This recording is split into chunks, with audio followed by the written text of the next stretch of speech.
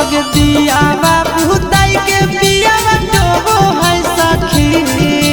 दिया बाबू ताई के पिया डोबो है सखी। खुले साया के ना डोरी सैया डोबो है सखी। खुले साया के ना डोरी सैया डोबो है सखी। दिया बाबू ताई के पिया डोबो है सखी। दिया बाबू ताई के पिया डोबो है सखी। खुले साया के ना डोरी सैया डोबो है सखी। खुले साया के ना डोरी सैया डोबो है सखी।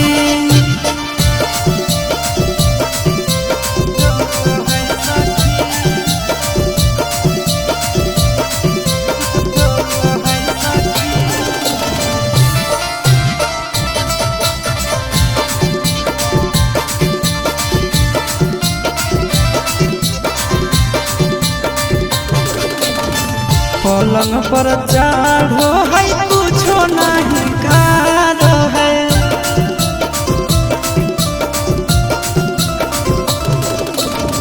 खाली गोड़ा भांग गोड़ा बरकार है।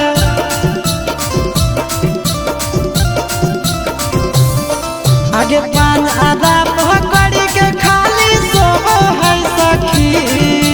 पान आधा पकड़ के खाली सोबो है सखी। खुले साया के ना रोबो है सखी। खुले साया के ना डोरी सैया रोबो है सखी।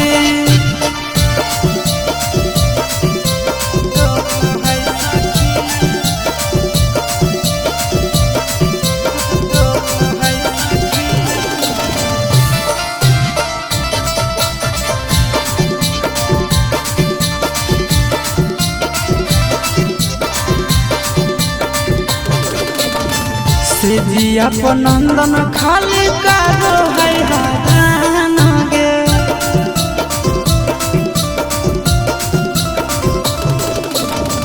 आशीष पहुना में करे जगल दीवान गे।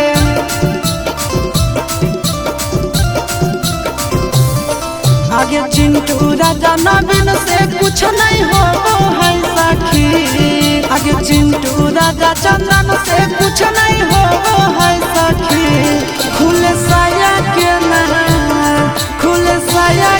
ना डोरी सैया